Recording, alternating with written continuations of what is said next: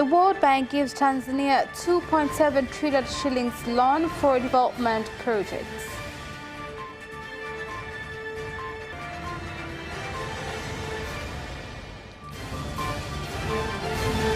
The property tax payment through the local system to start tomorrow.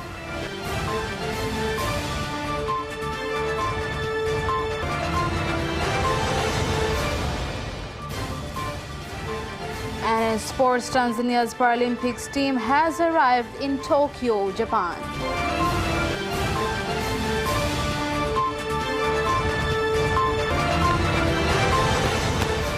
Good evening. This is Capital News at 9:30. My name is Khadija Zimbwe. First, the national news. The government of Tanzania has signed a 2.7 trillion shillings credit agreement with the World Bank to finance transformation in the higher education sector, rural roads infrastructure development, communication infrastructure, as well as inclusive growth in Zanzibar. Mradi wa rais ambao tuliutaja kwa kifupi. The president's project intends to improve rural roads and provide employment opportunities to the village which these projects will take place. Kwa Zanzibar, hususan kwa uchumi wa Zanzibar na watu wake ni muhimu sana. The projects are indeed nice for the economy of Zanzibar and its people. These projects are going to improve the transportation environment in Zanzibar as well as the fast-growing cities in Zanzibar. Support these important development programs as Tanzania marks its successful transition to lower middle income status and continues to make progress towards achieving the goals of the Tanzania Development Vision 2025. Sustaining strong growth while also offering a more inclusive set of economic opportunities to improve the living standards for all Tanzanians is the country's priority agenda for the coming years. Tanzania Revenue Authority, in collaboration with Tanzania Electric Supply Company, will on Friday, August 20th, start charging the property tax payment through the Luku system that will be paid every month.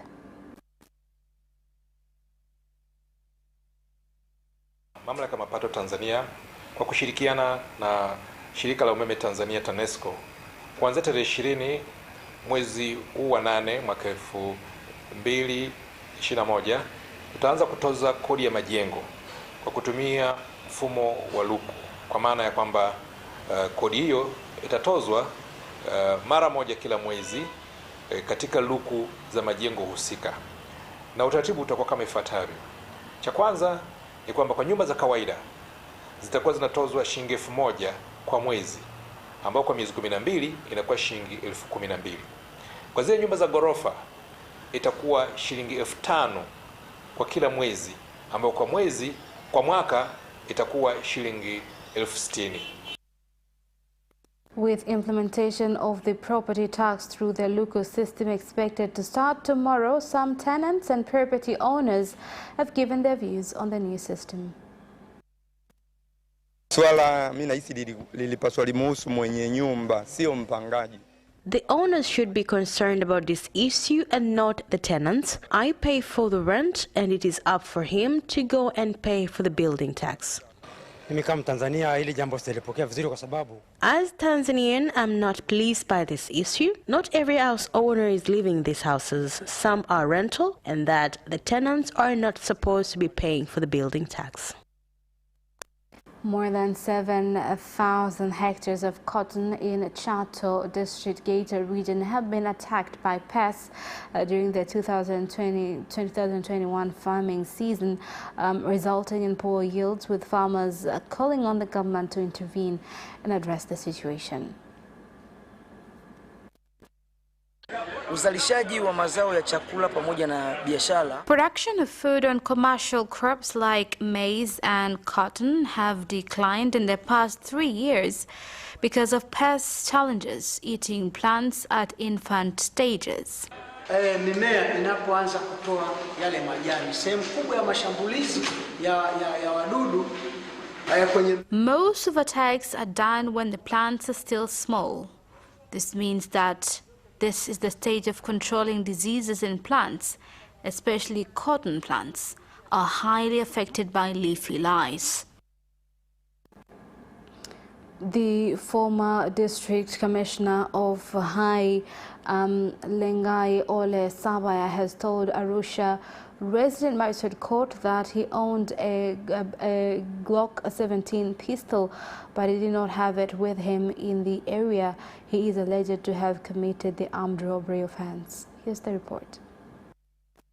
Sabaya made the statement when questioned by State Prosecutor Tumaini Kweka, who wanted to know if he possessed a weapon, to which he responded that he owned a gun legally for security reasons after having threats made on his life. When asked what type of gun he possessed, the accused said that he could not say what kind of gun it was, as during his preliminary testimony he was not asked to do so. When questioned by the prosecution to name the road he and his team had used to get to Arusha from Hai, the accused said that they had gone through the Kia Merelani Arusha road and not through the Arusha Moshi road for security reasons. When asked why threat had been made on his life, Sabaya said that it was because of the responsibilities he had and the type of politics in Arusha and Hai. The second accused in the case, Sylvester Nyegu, has also started his defense, whereby when told by the prosecution that some witnesses and he identified him in court as among those present at the armed robbery incident in Mohammed Saad's shop,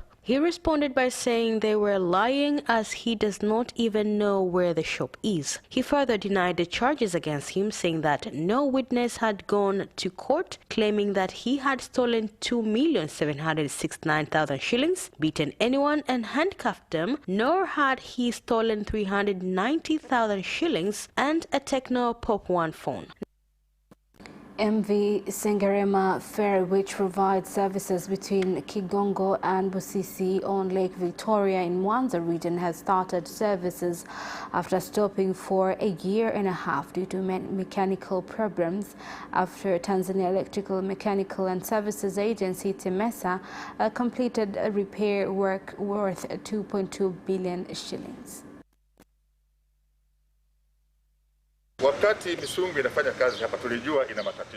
When Misungwi was operating, we knew that there are some challenges. Mind you, that this ferry is carrying dozens of people. Right now, Misungwi already has its own contract, but right now it needs to be serviced, while the other is continuing with operations. We have not only signed contract with Misungwi, but have also signed contract with other ferries like Nyegezi.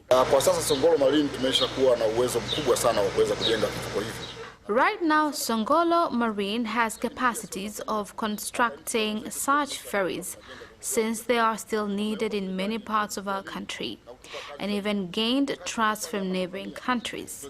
We are calling on the government to continue trusting us by giving us more work. As Tanzanians, we do this job patriotic. The Ministry of Health, Community Development, Women and Children has clarified on provision of COVID-19 certificate, stating that those who have been inoculated are required to travel out of the country will be able to get an electronic certificate from the center they got vaccinated. Mteja ambaye alipatiwa chanjo kabla ya mfumo, wapo watu wengi. There are so many people who took the vaccines before introduction of the electronic system. Thus, the government has directed district medical doctors in charge to complete the task of filling data of those who have been vaccinated electronically by 25th of August this year as the deadline. It is important for people to continue showing up to take vaccine. This is safe. No one has reported any shocking side effects of the vaccine, apart from normal discomforts. I would like to assure my fellow Tanzanians that I have come to take the vaccine today and already have received the jab. Within 45 minutes, I have managed to get all required services. And here is my copy of certificate. People should not fear the vaccine. It is safe. And Tanzania and India have agreed to strengthen investment in value addition of minerals, as well as various crops such as cashews, in order to increase exports of processed products. This was said by the Minister of Foreign Affairs and East Africa Cooperation Ambassador Liberata Mulamula when receiving credentials from the new High Commissioner of India, Binaya Srikanta Pradhan.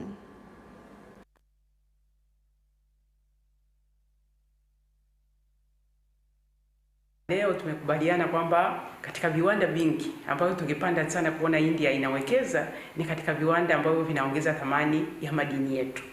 Na unajua tena pia na India nadhani katika nchi ambazo tunapeleka mazao yetu hasa ya korosho.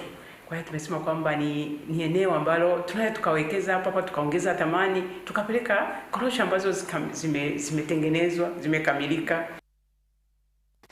And that is the end of national news. International news follows shortly. Are you ready for some great news? I'm Christine Mundwa. And I am Eddie Micah Jr. with the brand new DW News Africa, the show that tackles the issues shaping the continent. Now with more time to offer an in-depth look at all the trends that matter to you. What's making the headlines and what's behind them? We're on the streets to give you in-depth reports and insights. DW News Africa.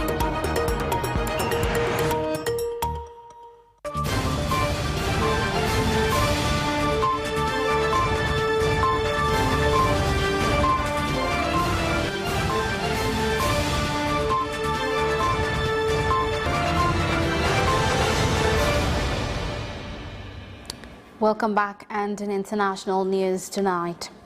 At least 2 people have been killed after Taliban opened fire at a crowd celebrating Independence Day in Asadabad.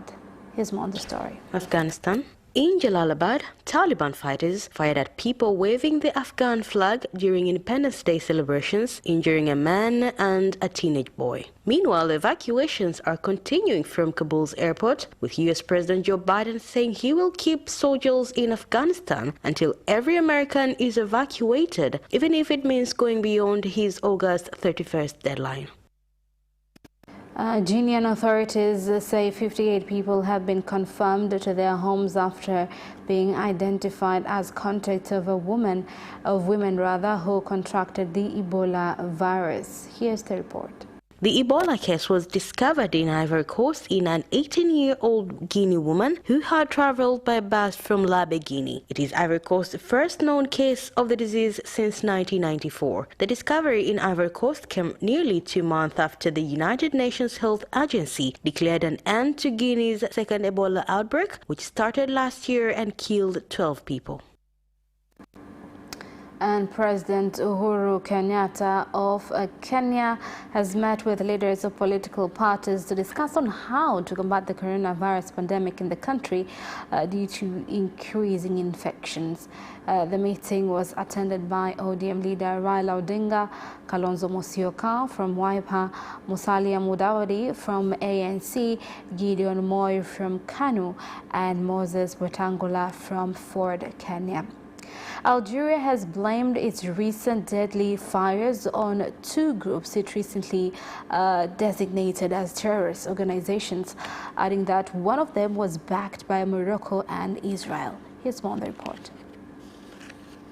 The Algerian president's office has said police has arrested 22 people for starting the blazes, and that ultimate responsibility lay with the Islamist Rashad group and mark an autonomy movement for the mostly amazing-speaking Kabyle region. The president has said MAC gets support and help from foreign parties, particularly Morocco and the Zionist entity, referring to Israel. Neither the Moroccan nor Israel foreign ministries were immediately available to comment on the accusation. And that is the end of international news. Business news follows next after the break. Tune in to Business Edition and meet business leaders and experts who'll keep you informed on business and economic developments taking place in the country, such as tourism, construction, energy, transport, mining, agriculture, communication, banking, real estate, and more. Business Edition on Friday at 8:15 p.m. only on Capital Television.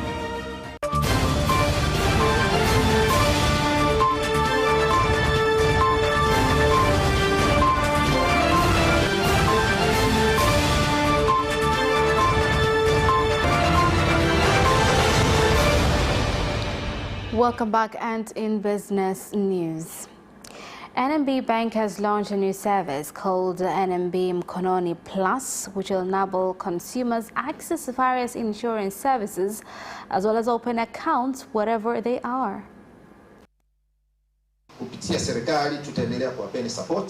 Through the government, we will continue to provide support to the enabling digital transformation environment in the country to ensure that more people use telecommunications and to ensure that people have access to banking services through telecommunications. I congratulate you on that step. We started with these few services which have been placed on NMB Kiganjani, but we will provide many other services so that Tanzanians can enjoy using these services in a Patrioto Bank that serves many Tanzanians. Groups of 400 tourists have met at Kilimanjaro International Airport, with one departing and the other arriving to visit various tourist attractions in the country. Moving on, Air Tanzania Company Limited, ATCL, has urged customers to ensure they provide correct phone numbers when they purchase tickets from agents, so that they can get notified whenever there are flight changes in order to avoid inconveniences. Na tunaomba pia mawakala wetu ila walizingatie. We request our agents to consider that, and we remind you to put the numbers so that in the event of any problem, we can inform our customers directly. It is the customer's right to receive information from us so that he can comply with the way we plan our journey.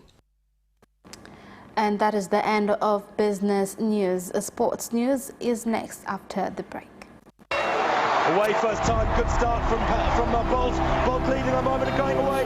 Gay trying to go with him, and he's going to be dragged through to second place, but he's going to win it by 2 meters. Away first time, good start from Bolt. Bolt leading a moment of going away. Gay trying to go with him, and he's going to be dragged through to second place, but he's going to win it by 2 meters.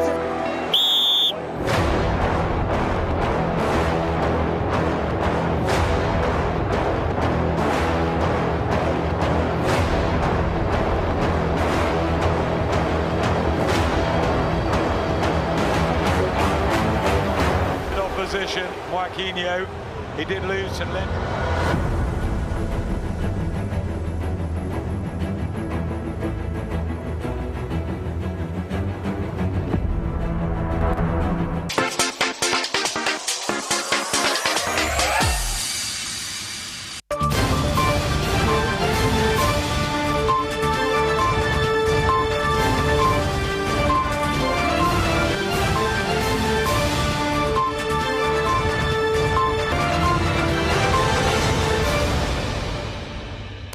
And in sports news, the national Paralympic team has arrived in Tokyo ready for the competition, which starts next Tuesday, August 24th. We arrived here last night from Istanbul. It was a long journey, to be honest, because we left Dar es Salaam on Friday, and when we reached there, we had like a COVID test issues that kept us in Istanbul for 3 days. And thank God last night we arrived here, and all goes up well at the moment. That means my players, myself, we are all ready to participate in this tournament. And this evening we'll have our first training at Nippon Sports Science University. Coach and football pundit Alex Kashasha has passed away this afternoon at the Kairuki Hospital in Dar es Salaam. Here's the story. The former coach, who was working for TBC as a pundit, has reportedly died after being ill for a while and admitted to a Kairuki hospital in Dar es Salaam. He will be remembered for his style of football analysis that incorporated technical words and humor. May his soul rest in eternal peace. Amen. Japan has recorded a record number of coronavirus cases, while critical care beds in Tokyo are nearing capacity less than a week before the city is due to host the Paralympic Games. Here's the story. The latest wave of COVID-19 infections has spread well beyond Tokyo, the center of previous outbreaks, with Osaka, neighboring Hyogo, and other prefectures all reporting record caseloads on Wednesday. Nationally, the number of daily infections reached a record 23,917, according to a tally by the public broadcaster NHK. Tokyo recorded 5,386 cases the same day, slightly lower than its all-time high of 5,773 last Friday, but medical experts said low rates of testing meant the actual number could be much higher. Nuno Espirito Santo said he must consider whether Harry Kane is in the right frame of mind before deciding whether to select him, with Manchester City keen on concluding a deal for the Tottenham striker before the close of the transfer window.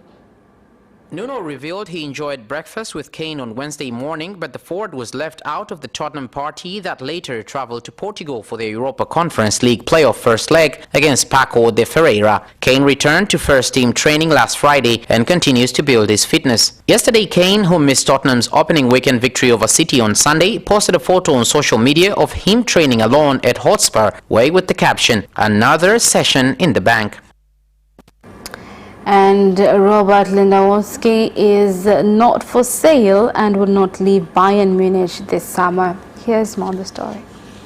The veteran striker has been linked with a move away from the Bundesliga champions this summer, and recent reports suggested that he is asked to leave and that Bayern has set a £110 million price tag on his head. However, Bayern management says they are in fact not considering a sale under any circumstances, and that Lewandowski accepts his position and will not push for a transfer. Lewandowski, who turns 33 this weekend, has been linked with several major European clubs after another spectacular goal-scoring season in the Bundesliga last campaign, firing Bayern to a 9th consecutive league title. Chelsea were rumoured to be interested before signing Romelu Lukaku instead, while some reports on Thursday claimed Lewandowski was asking to leave Bayern before the end of the current transfer window.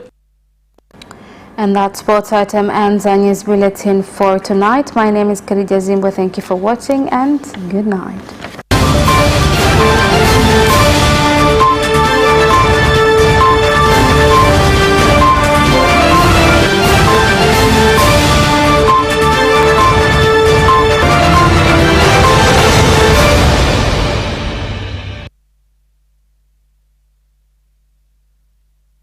You can watch Capital News live on our social media accounts, YouTube Capital TV and Facebook Capital Television Tanzania, from Monday to Friday at 9:30 p.m. Don't forget to subscribe and put notification on. In Tanzania,